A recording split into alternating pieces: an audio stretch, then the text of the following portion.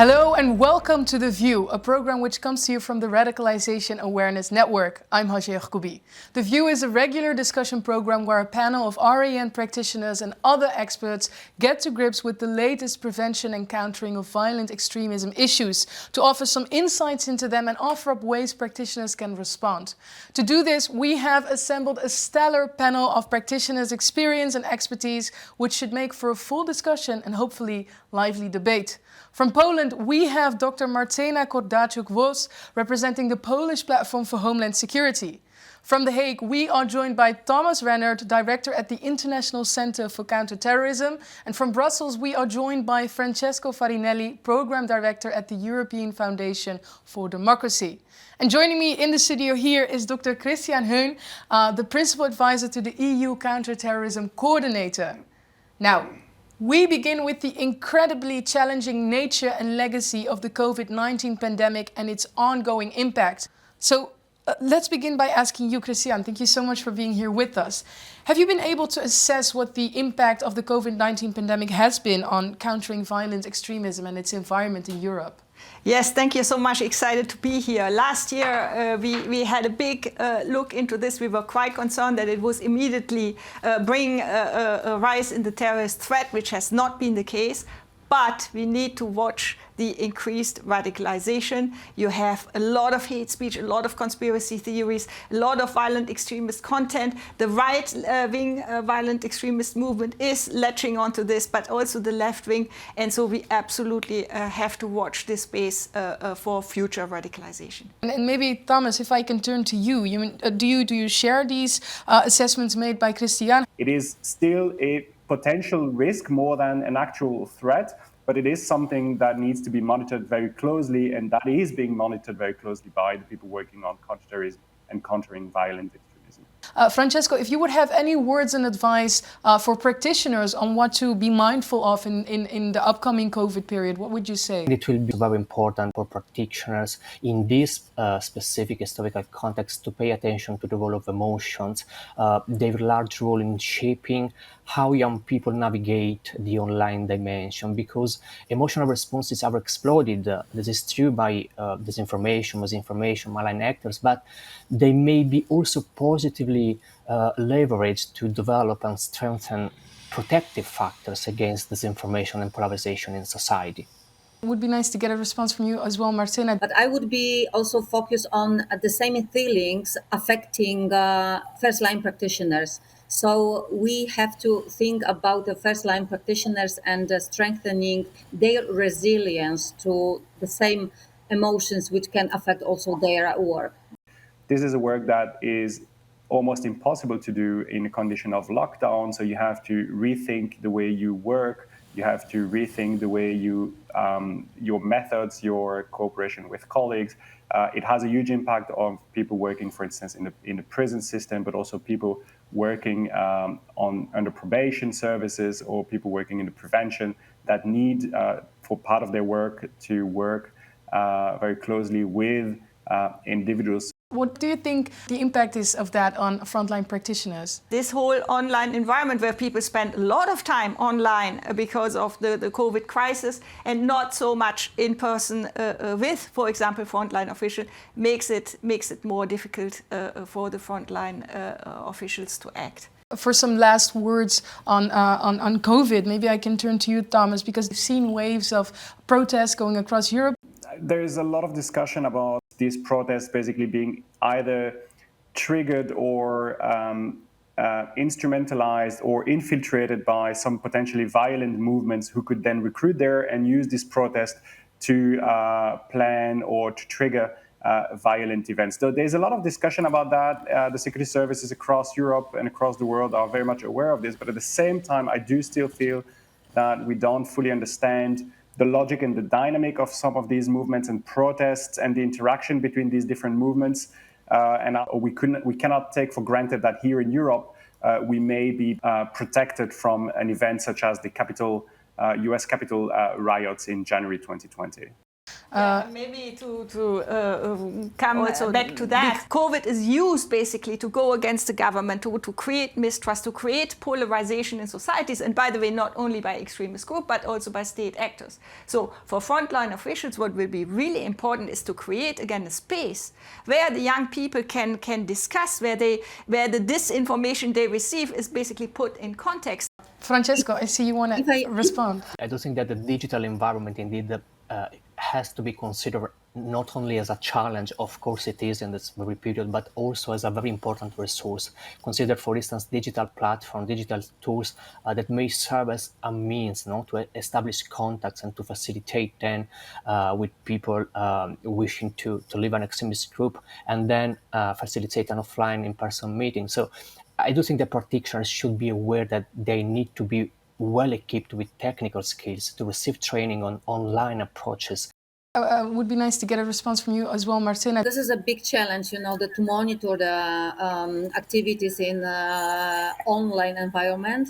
However, first-line practitioners, they are aware now that they have to be online also and use this online environment as a place where they can meet people. And so this is why improving the digital skills, this is a big challenge. And so we have to think about it, how to support practitioners in this matter. Thank you all.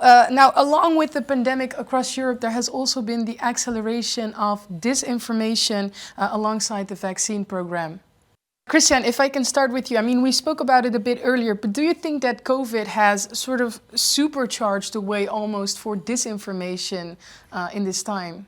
Yes, absolutely. Disinformation has already previously been a problem because this is used by disinformation, conspiracy theories. This has been used in the past also for radicalization, but it's also used by state actors to destabilize our societies. I mean, this is a phenomenon we have started to watch, and it's amplified. And it's amplified also by the algorithms of the big internet companies, because watch time is being increased when it's sensationalist content.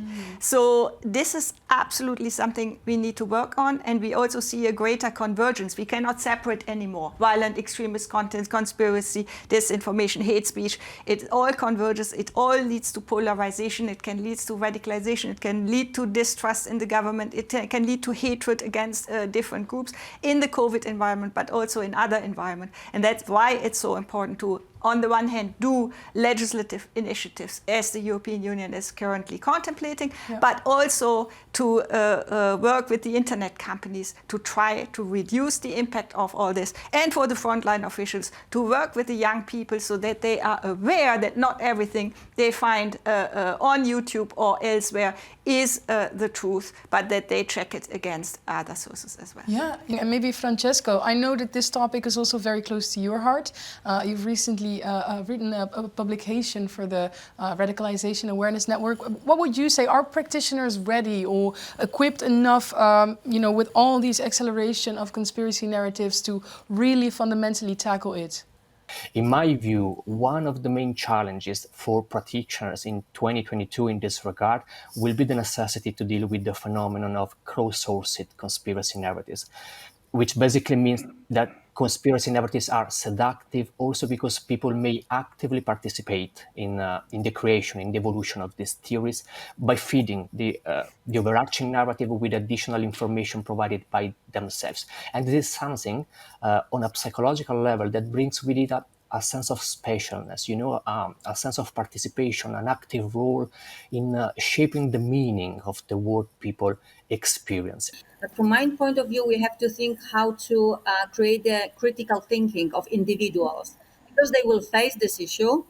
However, they have to be better prepared. So we should be focused on, as I said, critical thinking and the creation of kind of non-violent communication, and also to think how to facilitate the dialogue. And Thomas, if I can turn to you, I mean, we've been speaking about also these origins of disinformation and thing. It almost seems like it's just a new fact of life. Would you say that it's going to stay with us for the long run? I think disinformation, conspiracy theory is probably as old as human societies. I think what you have new here is basically the catalyst event, which is basically the COVID crisis, which is almost totalitarian in itself. It is very central into what you read every day in the news. It is central into everyone's daily life. It's hard to avoid. And this catalyst event is something that makes it possible for disinformation to spread or conspiracy theories to emerge and to be instrumentalized from different sides. Of course, state actors are also players in this, and in some cases we even see that state actors are even actively investing in the spreading of malinformation. How do we deal with that from a geopolitical point of view? Yeah, that can be part of a hybrid threat, and the EU has adopted or has tools that it can use in this context. On the one hand, it's of course important to be aware of this. Then it's also important to be proactive, to put out the correct information. And also the EU is working with the internet companies on this. I understand, for example, on the vaccine, that some of the big companies want to remove that kind of disinformation from their platform because it can cost lives.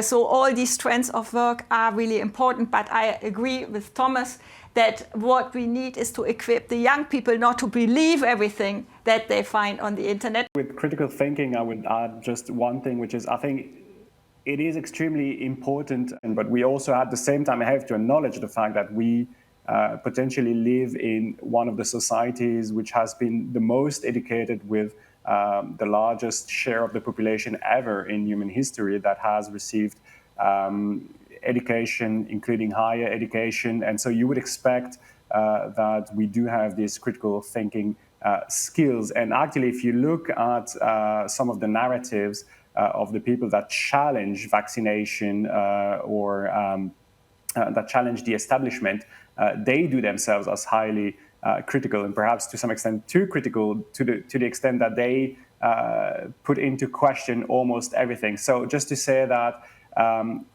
I think we need to encourage critical thinking, but we also need to realize and to acknowledge how complex, how difficult that can be, and that might not be the silver bullet to solve this crisis now. Yeah, definitely. I totally agree. And I think that we also have to start to think again how to listen to each other. Because as Thomas said, that critical thinking, yes, but sometimes it's going, too far, and people are starting to be too critical, and they do not take rational arguments, for example, related to the vaccination. So listening carefully and really this kind of ability to lead a non-violent conversation and really having the respect for the other views. Yeah, thank you. Thank you all so much for sharing. Now, let's turn to our last, almost unrelated issue, the fall of Afghanistan. Can I ask you, what do you think that the impact on domestic terrorism is from the fall of Afghanistan to the Taliban? Yeah, for the EU, we take it very seriously. Indeed, for the internal security at the moment, the threat has not yet increased, but we need to be watchful. And that's why we focus on 4, let's say, strands of counterterrorism action related to Afghanistan. On the one hand, we need to avoid infiltration into the EU. So we are working on information exchange, we are working on screening, that's important. Second point, avoid that Afghanistan becomes again a safe haven for terrorism. The UN has made some report. There are some links between Al-Qaeda and the Taliban government. So the question is, what will Al-Qaeda be allowed to do? Even if they don't use Afghanistan now to attack in the West, what they could do is regroup, use it for communication online, strengthen the branches. So we really, really need to watch that. And then something very relevant for the online practitioners is, what's the impact on radicalization? What is the impact on the story that's being told on the internet? And what we see there is that for Islamist extremists, this Taliban takeover, they see it as a huge victory. So it is influencing the Islamist extremists and jihadist, let's say, sphere on the internet. And so that we need to watch. And then, of course, the money, the drug, the arms, other trafficking, that we follow the money. So that's what we are working on. So we are very alert. But also I'm glad to see that for once we're taking action early. early on.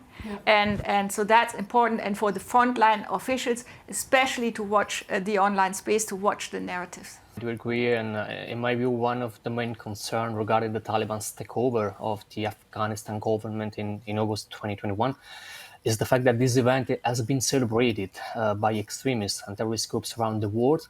There is evidence emerging of extremist views being expressed in society by right-wing extremists in support to the Taliban takeover of Afghanistan, support by people, who have generally railed against the so-called West Islamization. We saw, for instance, white supremacists, QAnon followers praising the Taliban for overthrowing liberal values in the days following their victory across Afghanistan, with supporters of the riots on Capitol Hill uploading photographs of American rioters next to images of Taliban militants inside Kabul's presidential palace on Twitter.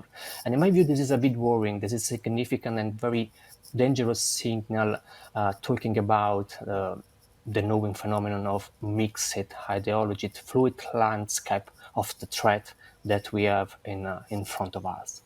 So to finish off today's View program, I would love to get from each of our guests maybe their best bit of advice as we're going into the next new year. Maybe for some last words? We have to remember that, and as the first practitioners, we have to learn how to use online environment to meet people and to do our preventive work in online environment, which is, so it means digital skills for first line practitioners are very important to be improved in 2022. The best advice I can give in this very moment is to remain very vigilant with regard to the evolving extremist scene, focusing prevention efforts on different contexts, on different target groups, and on different objectives to be attained. Yeah, very much agree. The threat has been said is more widespread. It's more diverse. It's also more diffuse.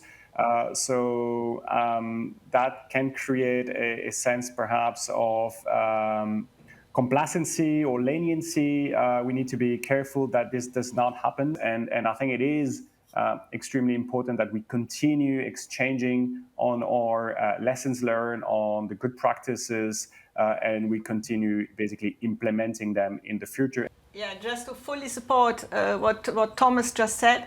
It will not be easier in 2022 for the practitioners, because you have, Islamist extremism remains, and then you have all the other forms that we have discussed a lot today. So you will need the eyes wide open, but just know that for us, you really play an absolutely crucial role. On the one hand, for detection of the signals, for listening a bit to the trends, for prevention, of course, also. And it's so important to have this link to the policymakers, that it feeds back, and also for you to stay attuned to the evolving threat, as you're doing, by the way, by watching this program, which I thank really the RAN for doing, and which we should do more. Thank you all so much for sharing. I know how busy you all are, so I very much appreciate all your insights. Thank you for that.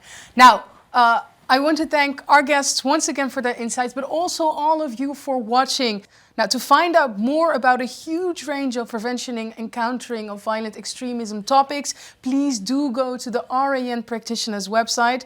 And until our next episode, goodbye for now.